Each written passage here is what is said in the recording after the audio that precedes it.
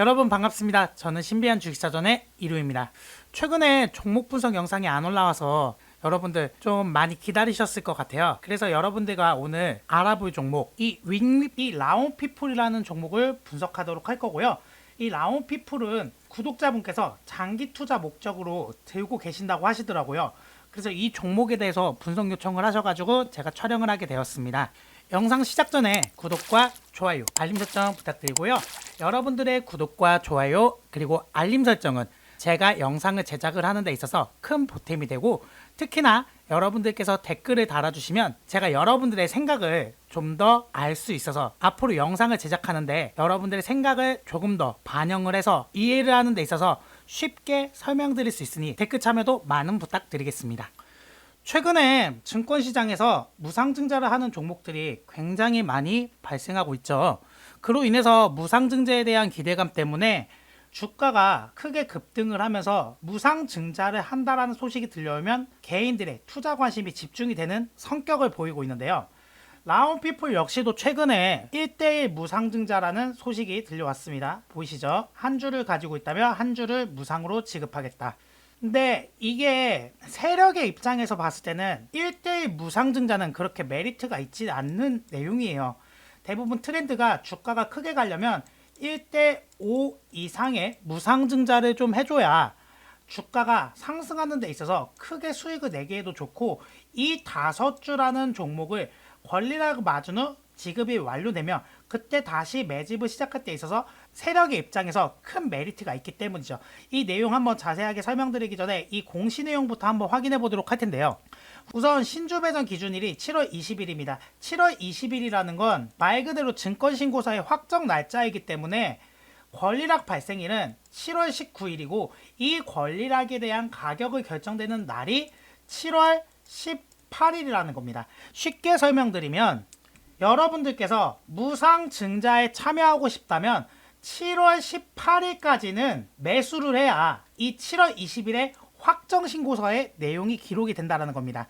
주식은 당일 매수, 당일 매도가 되지만 실제로 증권신고서에 기록이 되는 건 당일 포함 영업일 기준 3일이기 때문에 실질적으로 증권가에 기재가 되는 건 7월 20일이라는 겁니다. 그로 인해서 이 7월 18일 날 확정이 되면 7월 18일에 매수하면 이날 권리락이 발생되는 거고, 최종적으로는 7월 20일 날 확정이 들어가서 무상증자 지급이 기록이 된다. 자, 차트를 통해 좀 설명을 드리자면 세력의 입장에서 설명을 드릴게요.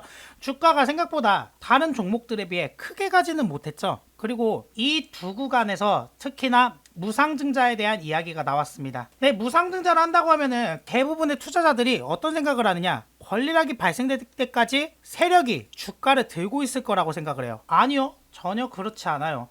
세력이 바보도 아니고 이 주가를 왜 권리락 맞을 때까지 들고 가겠습니까? 대부분 권리락이 발생되기 전까지는 주가를 급등시킨 후에 최소 50% 이상의 물량을 권리락이 발생 전에 고점에서 처분을 해야 나머지 50% 물량이 무상증자로 받기 때문에 바닥권에서 다시 한번 무상증자 금액까지 받은 후에 재매집을 들어갈 수 있거든요.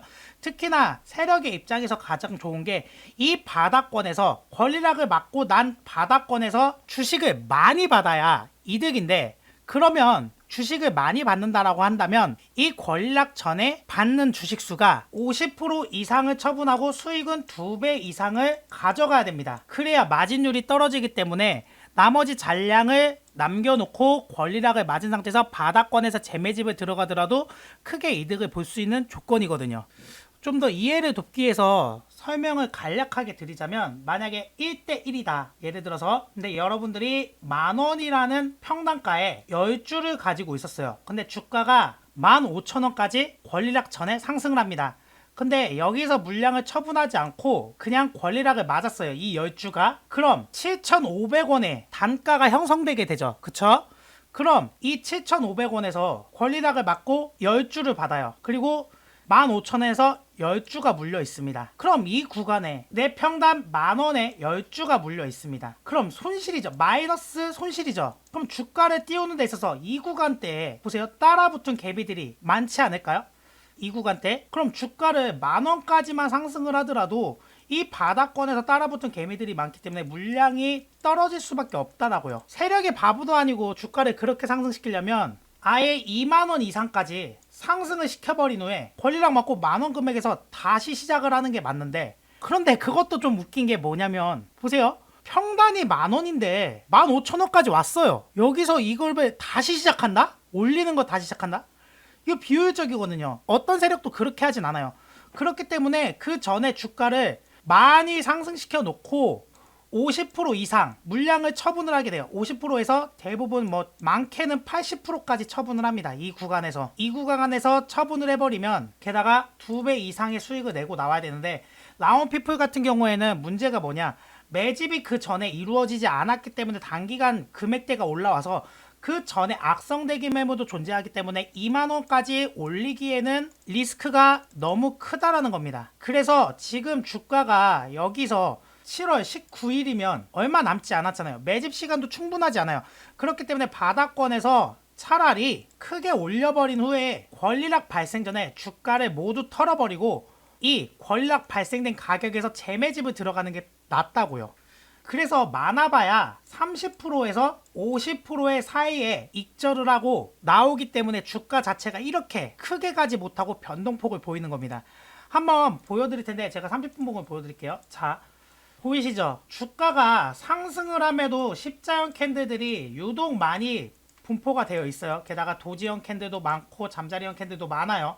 이런 거는 아예 이 종목에 대한 관심 자체가 없다라는 건데, 특히나 이렇게 주가가 급등을 할 때에는 개인들이 따라붙는다라는 거예요. 그리고 주가가 빠질 때에는 이 바닥권에서 돈을 적게 쓰고 크게 올린 다음에 이 고가권에서는 물량이 많이 나와요. 그쵸? 그리고 여기 음봉에서 거래량 많이 나오는데 이 고점에 물린 개미들이 주가가 떨어지자 매도를 하고, 그래서 바닥권에서 다시 쓸어 담은 다음에 세력이 쓸어 담은 상태에서 다시 고가권에서 매도하고를 반복하면서 이렇게 익절과 매수를 반복해 가면서 수익을 내는 구조입니다. 그러니까 말 그대로 이걸 매집을 크게 한다라고 보다는 권리락 전까지는 주가가 급등할 걸 알고 개인들이 많이 따라붙을 걸 알기 때문에 단타 형식으로 치고 빠지는 거예요. 그러면 반대로 생각했을 때 이렇게 눌림 시점에서는 십자형 캔들이 발생되는 게 아니고 뭐가 발생돼야 된다? 되려 거래량이 많이 분포되면서 이런 올바른 캔들들이 만들어져야 되는데 눌림목 구간이잖아요. 여러분들 주가가 눌릴 때 눌림목 매수하는 사람들도 많은데 왜 눌림목 매수가 크게 들어오지 않을까요? 당연히 이 종목 자체가 세력이 단기성으로 매수와 매도를 반복하기 때문에 눌림목 매매에 대한 메리트가 없어요. 빠지면 또 빠져버리기 때문에 물량을 처분한 게 보이거든요. 그 과정에서 십자형 캔들들이 유독 많이 발생되기 때문에, 게다가 이 종목 같은 경우에는 현재 시가총액이 1483억이에요. 대주주 및 그외지분 포함해서 유통되는 물량이 47.16%. 그럼 금액으로 환산시 금액이 700억 부근이라는 거예요. 700억 규모의 움직일 수 있는 종목은 1주에서 2주 정도 세력이 움직이다가 크게 한번 하고 나갈 수 있다는 겁니다. 보시면 이날 본격적으로 급등이 나온 시점이 6월 21일입니다. 그리고 마지막 고점을 형성한 시기가 7월 6일. 2주 하고도 하루가 조금 넘는 시기예요. 그래서 이 주가가 이 고가권에서 뚫을 수가 없는 거예요. 그 위에 대기 매물들이 굉장히 많거든요. 게다가 700억 규모이면은 솔직히 말하면 이슈만 있으면 주가를 급등과 급락을 불러일으킬 수 있기 때문에 이런 종목들은 무상증자라고 하더라도 1대1이 아닌 1대5 정도의 비율이라면 굉장히 좋은 메리트라고 볼 수 있어요. 그럼 여기서 만약에 1대5 정도라고 하면 내가 한 주만 가지고 있어도 5주를 받을 수 있기 때문에, 아까 세력이 10주라는 금액을 매수했다고 하면 되려 9주를 팔아버리고 이 한 주만 남겨놓은 상태에서 권리락을 맞아버리고, 그때 7,500원대, 예를 들어서 15,000원이라는 금액의 종가가 형성됐을 때 7,500원에 권리락이 맞았다. 그럼 만원까지 올렸을 때, 만원 이상으로 올렸을 때 이 한 주는 손실 없이 빠져나와 버리고, 그 이후에 주가를 받쳐주지 않은 상태에서 이 5주의 유통 물량이 나올 때, 그 5주의 유통 물량이 지급되는 날 본격적으로 다시 처음부터 매집을 하면 세력의 입장에서는 땡큐죠. 왜냐? 주가가 7,500원 이상으로만 흘러가도 이 5주가 권리락이 발생된 시점에 수익률 0%라고 했을 때 만원이라고 주가가 횡보를 하면서 5주가 지급됐다? 그렇다면 수익권이기 때문에 추가로 또 수익 금액이 발생이 되는 거예요.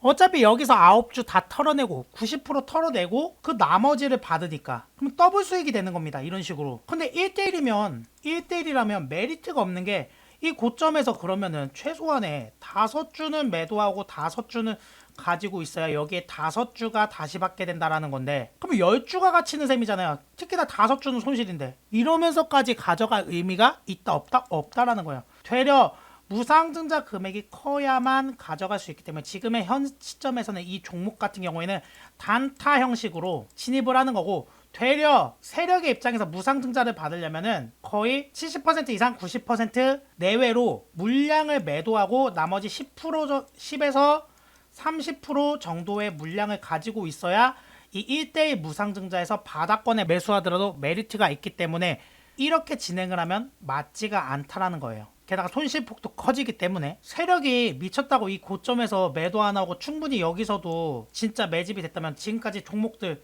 보면은 공구음원 자 보세요. 공구음원 세력의 평단가가 35,000원에서 30,000원이라고 했을 때 2배 이상 수익 내고 나가죠. 그 다음에 나머지 물량 이 30,000원에서 35,000원이라고 하면 이 부분까지 뚫고 나머지 잔량은 뭐 쉽게 설명드리면 여기에 10주 여기에 이 고점에서 7주 매도했어요. 그러면 3주 남죠. 그쵸? 그러면 여기서 7주는 3배 이상 수익 내고 나갔어요. 나머지 3주는 권리락을 맞았습니다. 이때 갭상 떨어지면서 이 3주가 이 평단가 이상을 돌파해서 이때 빠져나와요. 그럼 결과적으로 이 10주에 대한 손실은 없고 수익이라는 거죠. 수익으로 다 빠져나왔습니다. 그럼 이제 권리락가 맞을 때까지 기다렸으니까 무상증자 이 3주가 5주를 받으니까 5, 3, 15, 15 생기는 거죠. 그럼 무상증자 받은 시점에서 15주가 매집을 들어가면 그때라도 2배 이상 수익이 낸다라는 거예요. 또 그게 합리적이지 여기서 끝까지 가지고 있다가 떨어질 때까지 기다려가지고 또 매집하는 거는 이 평단가부터 이렇게 올리는 거 그거는 맞지 않다라는 거예요. 잔량을 남겨놓고 위로 올리는 거지 전량을 가지고 있는 상태에서 권리락 맞을 때까지 기다려가지고 위로 올리진 않는다라는 겁니다. 그래서 저는 라운피플 좀 가지고 계시다면 전략 자체를 지금 이 시점이 아니고 권리락이 맞은 상태에서 게다가 무상증자가 지급이 완료가 된 상태에서 진입을 해보시는 걸 권유드리고 싶고 특히나 이 종목은 제가 봤을 때 중장기적으로 가져갈 만한 매력적인 종목은 아니라고 생각이 듭니다. 그렇기 때문에 시가총액 자체도 너무 낮아서 긍정적으로 보기는 어렵다. 수익권이시라면 일부 90% 내외로 매도를 하시고 나머지 10에서 20% 물량을 여러분들 남겨놓으신 다음에 권리락 발생 후에 주가가 얼만큼 뛰는지 보고 그때 이 나머지 물량을 처리하면서 무상증자 지급받은 물량을 그때 매집의 형태로 가져가시는 게 좀 더 현명한 매매 방법이세요. 자, 저는 신비한 주식사전의 이루이였습니다. 감사합니다.